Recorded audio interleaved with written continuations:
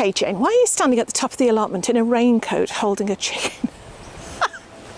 If I told you that not more than 5 minutes ago it was absolutely blowing a hoolie and chucking down with rain, but now the sun's come out and the chicken, that's just Junior, isn't it? But my whole point of my video today is to just try and make some of you feel better about the rotten things that are being thrown at us in the garden, because, well, let's show you a few of mine.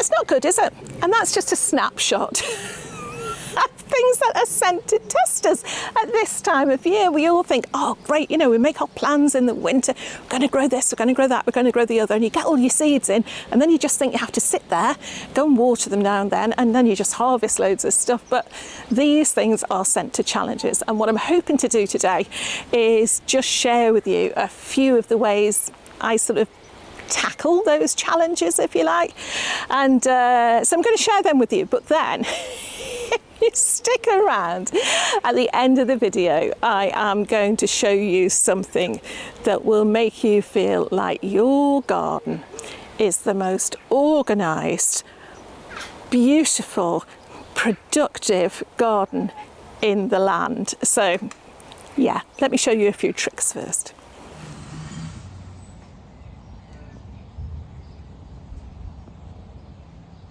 Right, you can see here that my poor old dahlia, let's have a look at this one, happy butterfly, that's ironic, isn't it, has just been munched. But you know what, actually, that looks like, and I'm being a bit too optimistic here, that's got new growth on there.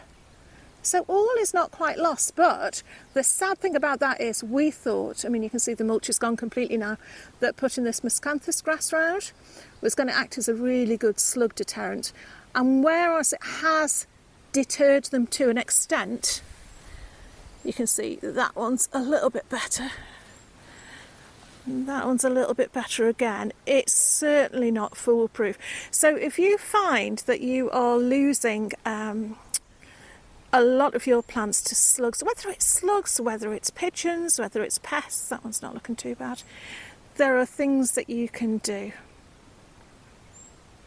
And try not to give up too soon, because I know we mentioned about the miscanthus grass not working as effectively as we'd like, so we've got that surrounding the brassicas here. But if you have a little look, Mike's copper scour idea around the base of the stem, I'll link the video at the end of this one, has worked really well. And even though if you look at the first leaves, they're a little bit nubbled, the plant has managed to get over that. And now it has provided us with some really, really lovely fleshy leaves. So it's actually grown a lot stronger since it's been nubbled. So yeah, there's always some hope. Okay, one of the main ways to cope with gaps in your planting is to make sure that it's seed sowing time. You sow way more than you think you're going to need, because these will provide you with backups. So as soon as a gap appears, you can transplant one of these into it and it'll be like it never happened. So okay, you might not have thought about sowing extras at seed sowing time, but it's not too late to sow seeds now. And if you chit them, all that means is shoot them, get them to shoot quicker than normal by putting them in a damp atmosphere. In this case, I've got a damp piece of cloth and an airtight lid, and you will force them into shooting much, much quicker than normal. And then you can plant them like normal seedlings, and that's what I've done with my sweet corn here. And in fact, I made a little reel, so I'll put that in now, which will talk you through the chitting stage step by step.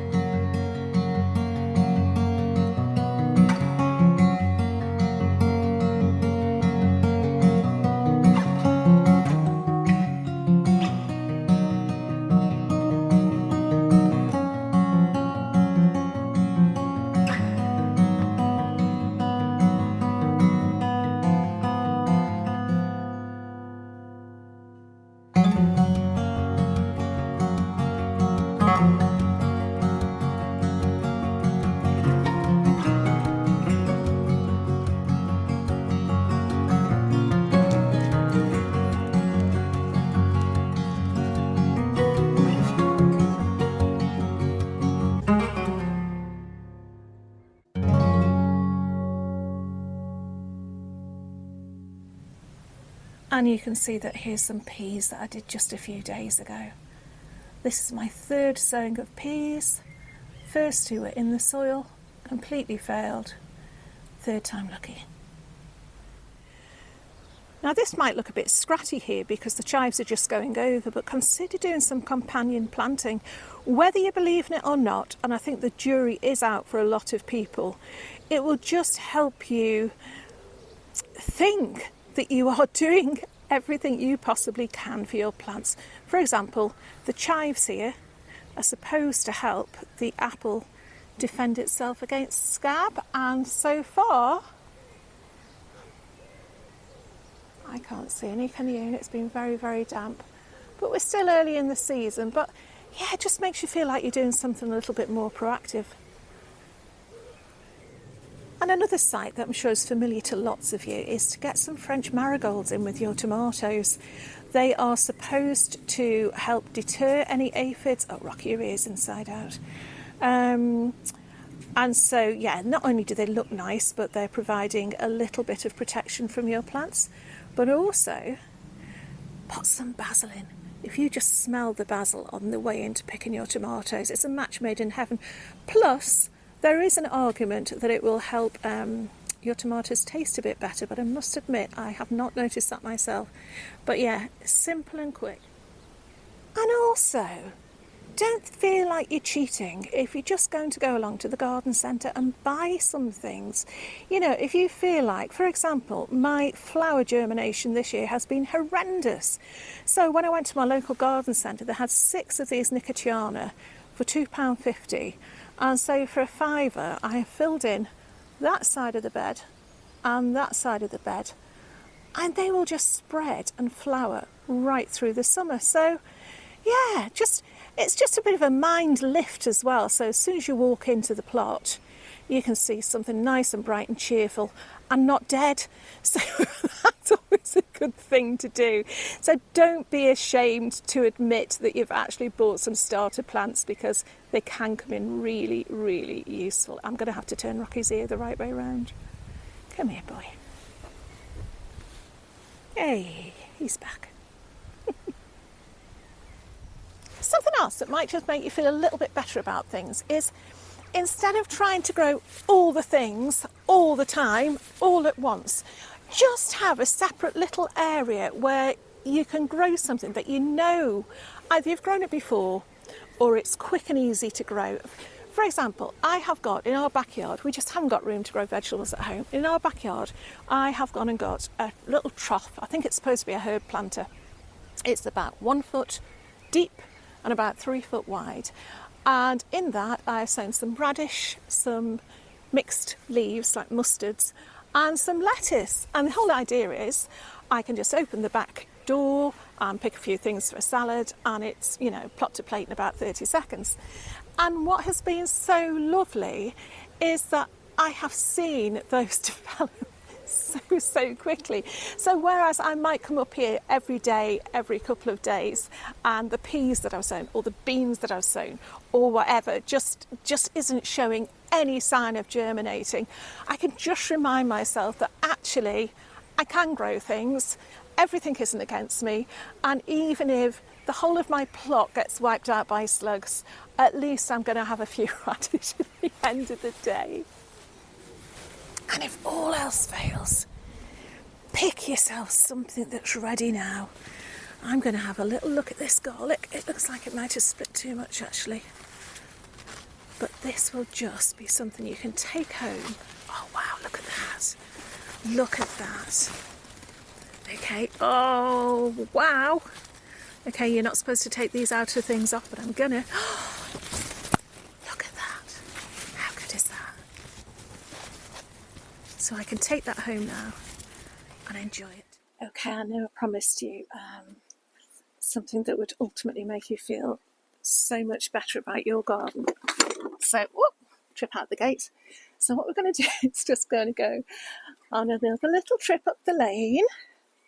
I'm going to go up here. I've lost Rocky somewhere. What's he up to? Ah, there he is. And you'll be familiar with this lane because this is where we go to get to my squash patch, which if I show you in a second, we're just about to go past. But before we get to the squash patch, there's somewhere else. The squash patch is just there.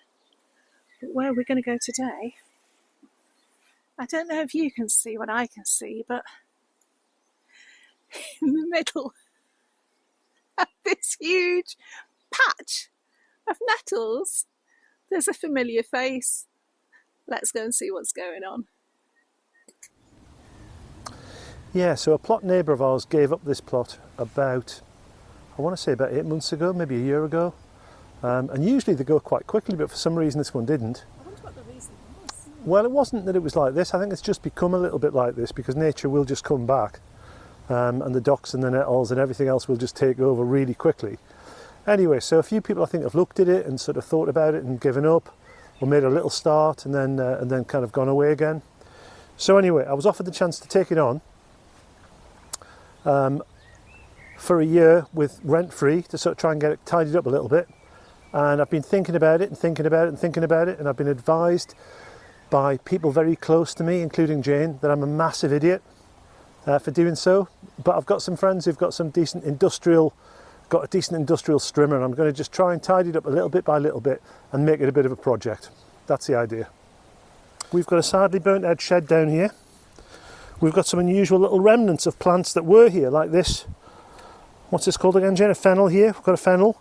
We've got a very, very limited little wheat field here, comprising of one plant. And is this halfway down? This is about, yeah, it's about halfway down, yeah. It doesn't get much better. We've got a lot of comfrey down here. We've got tons and tons of comfrey. We've got a huge old chicken run here, or duck run. I think our old allotment neighbour kept his ducks. So this is huge. It's about, well, I don't know, 20 foot by 40, something like that, bigger. Apple tree in the middle.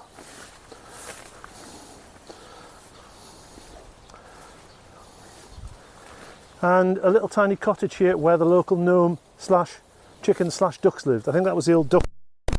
And then it just goes, not in this bit over here has completely been taken over by nettles. Well, the whole thing has really. So anyway, probably not stand here to take this on. No. But I'm going to give it a try.